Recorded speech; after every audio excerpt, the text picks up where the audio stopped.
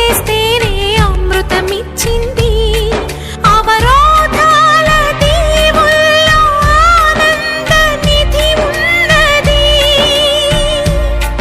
కష్టాల వారధి దాటిన వారికి సొంతమవుతుంది. తెలుసుకుంటే సత్యమిది, తలచుకుంటే సాధ్యమిది. మౌనంగానే ఎదగమని మొక్క నీకు చెబుతుంది. ఎదిగిన